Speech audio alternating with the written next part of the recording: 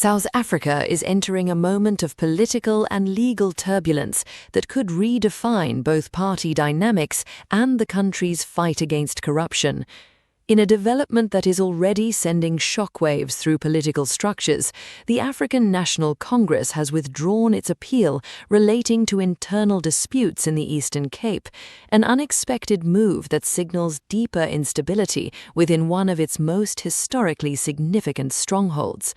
At the same time, a far more explosive development is unfolding in parallel as prosecutors prepare what could become a sweeping new wave of arrests linked to the Madlanga Commission's corruption investigation. These two stories, while seemingly separate, are beginning to intersect in ways that raise serious questions about power, accountability, and the future of governance in South Africa.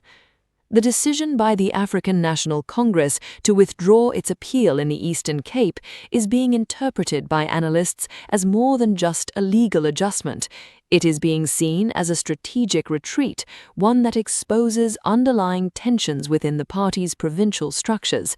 The Eastern Cape has long been regarded as a political backbone of the ANC, a region deeply tied to its liberation history and electoral strength.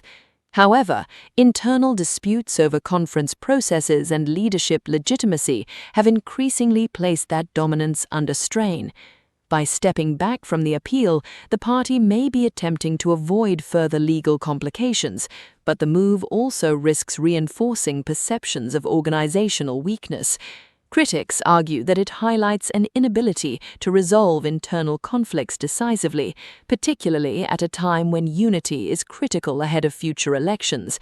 Supporters, however, suggest that the withdrawal could open the door for a reset, allowing the party to stabilize its structures without prolonged legal battles. But while the political implications of this decision are still unfolding, a far more immediate and potentially explosive development is taking shape within the country's justice system. According to Andy Mathabi, head of the National Prosecutor Authority, authorities are now preparing for a new phase of arrests linked directly to the findings of the Madlanga Commission. And this phase, unlike earlier actions, is expected to reach deeper into networks of alleged corruption, potentially targeting individuals who have already appeared before the Commission. This is where the story takes a decisive turn, because the Madlanga Commission has, over recent weeks, exposed a pattern of allegations that point to something far more systemic than isolated misconduct. Testimony has revealed claims of criminal syndicates operating within or alongside law enforcement structures, manipulation of procurement processes, and interference in investigations. While not all allegations have been proven, the consistency and scale of these claims have raised alarm at the highest levels of government. Now, with the NPA signaling imminent action, the question is no longer whether accountability will follow, but how far it will go. We are moving towards a phase where the evidence gathered must translate to action, Mathabi indicated, reinforcing the idea that the Commission's work is transitioning from exposure to enforcement. This shift is critical.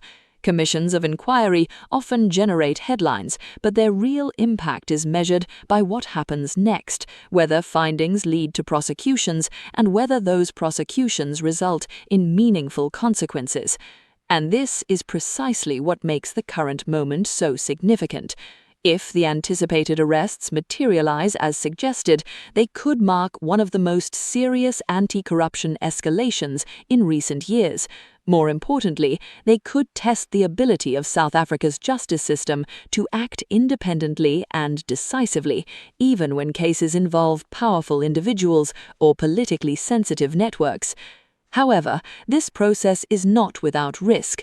Large-scale investigations of this nature often face legal challenges, delays, and intense public scrutiny. The credibility of the entire process will depend not only on the arrests themselves, but on the strength of the evidence, the fairness of proceedings, and the transparency with which cases are handled. Any perception of selective enforcement or procedural weakness could undermine the very accountability the process seeks to establish. At the same time, the political dimension cannot be ignored. The intersection between internal ANC instability and expanding corruption investigations creates a volatile environment.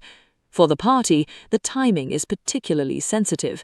As it navigates organizational challenges in provinces like the Eastern Cape, it must also respond to growing public demand for clean governance and decisive action against corruption. Failure to do so could further erode public confidence, not just in the party, but in the broader political system. For ordinary South Africans, however, the stakes are more immediate and more personal. Corruption is not an abstract issue. It affects service delivery, public safety, economic opportunities, and trust in institutions. When funds are misused or systems are compromised, the consequences are felt most sharply by communities already facing significant challenges.